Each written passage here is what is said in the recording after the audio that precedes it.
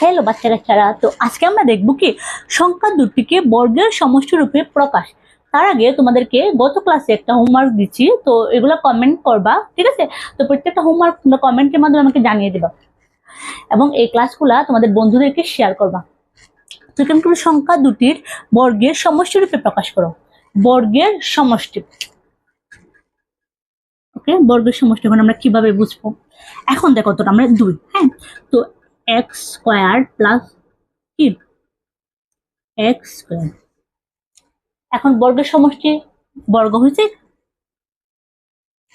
X square বর্গ, এটা হয়েছে স্কোয়ার আছে বর্গ। তো এখানে কি হবে? এখানে তো আমাদের ঠিক মানে 1 আর 1 2 সেম মান বের হয়েছে। এখন আমরা এটা কিভাবে করবো? এটা তোমরা কি এটা করতে পারবা? 2 স্কোয়ার, তাহলে তো 4 হয়ে যায়, তো হবে না। যদি তোমরা বলতে পারো কি 2 স্কোয়ার বা 3 স্কোয়ার দিলে হবে না, ঠিক আছে? তো এখানে কি হবে? 2 স্কোয়ার হলে হবে 4, তো আমাদের যে বর্গ এখানে কিন্তু 2 বলা হয়েছে, ঠিক আছে?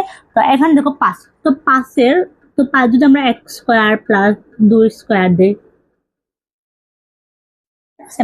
আমাদের কিন্তু বর্গের সমষ্টি বলছে, মানে বর্গের যোগফল হইতে হবে ওই সংখ্যাটি, বর্গের যোগফল হতে হবে ওই সংখ্যাটি, ওকে?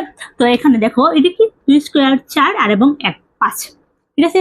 আমাদের 5 হয়েছে। এখন আমরা 8 কিভাবে বের করবো? আমরা যদি 2 স্কোয়ার যোগ 2 স্কোয়ার, এখানে কিন্তু দুটি সংখ্যাকে আমরা বর্গের আকারে প্রকাশ করতে হবে। এখানে চাইলে কিন্তু তোমরা 3 সংখ্যাকে বর্গ ধরো, x square plus x square plus এখানে কি 2 স্কোয়ার, মানে 3টে সংখ্যাকে করতে পারবে না, ঠিক আছে? এখানে কিন্তু করতে পারলে তোমরা কি এটা 3টে সংখ্যাকে করতে পারবে না, এখানে কিন্তু দুটি সংখ্যার বর্গ, ওকে?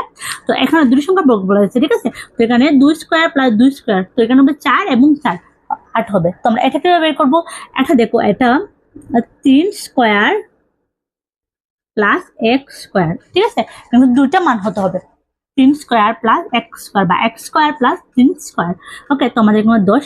তোমরা এটা বের করে ঝটফট কমেন্ট করবা এবং তোমাদের প্রত্যেকটি কমেন্ট আমি দেখি, তোমরা শেয়ার করো।